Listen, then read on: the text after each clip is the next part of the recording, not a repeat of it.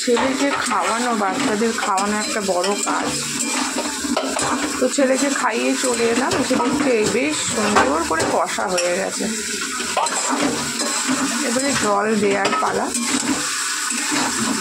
তো দেখো আলু সেদ্ধ হয়ে গেছে, এই সুন্দর করে কষে গেছে, সব কিছু সেদ্ধ হয়ে গেছে, মানে জল দিয়ে টকবক করে ফুটিয়ে নামিয়ে নিলেই কিন্তু রেডি আলু পটল বড়া দিয়ে তরকারি। দেখো কি সুন্দর হয়েছে কালারটা।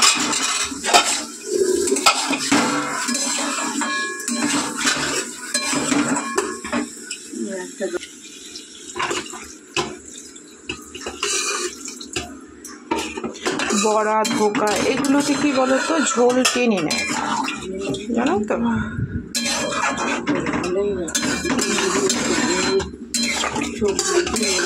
মানে লাগে, এর মধ্যে একটু মিষ্টি দেব।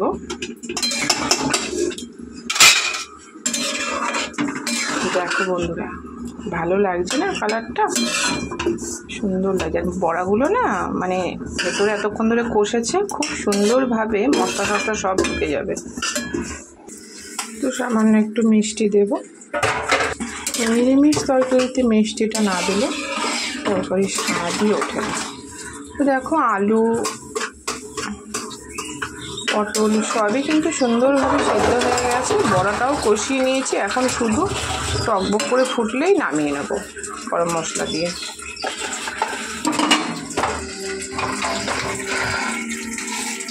দিয়ে দিয়েছি। তো চলো একটা কাজ থাকে সেরে নিই। এই একটা বড় কাজ,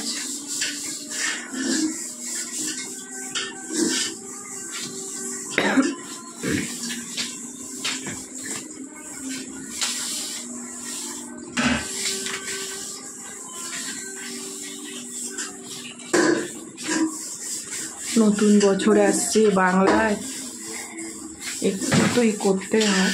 তবে এটাতে আমার বড্ড অ্যালার্জি আছে, কেন তো বন্ধু, সাথে সাথে গা হাত পা চুলকুনি শুরু হয়ে যাবে, ইচিং শুরু হয়ে যাবে। তো কিন্তু কিছু করার নেই, কাল শনিবার হবে না, কাল শনিবার হবে না, পরশু দিন। আর এই যে কি হয়ে থাকে না বুঝে পাই না। এবার এটা বেশ ভালো কিনেছি, মোটা, হ্যাঁ একদমই হাত যায় না, দেখো আসছেই না। তো চলো এবার পরিষ্কার করে নিই। তো বন্ধুরা এই তাও হচ্ছে না ভালো।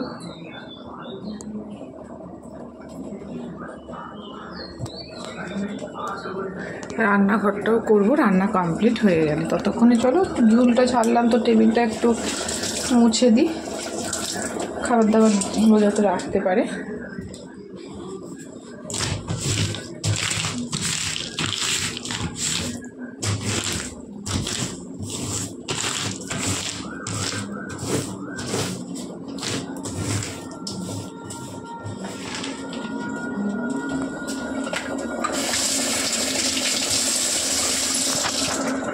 তো বন্ধুরা দেখুন টকবক করে ঝোলে ফোটার পর বড়াগুলো কি সুন্দর বড় বড় হয়েছে, দেখেছে কি সুন্দর হয়েছে। এটাই হয় ঝোলের বড়া এরকমভাবে, এবং ঝোলও টেনে নেয়। এই যে যতটা ঝোল দেখছেন অতটা ঝোল থাকবে না বড়ার মধ্যে, যখন বড়া যখন থাকবে ঝোল একদম টেনে নেবে।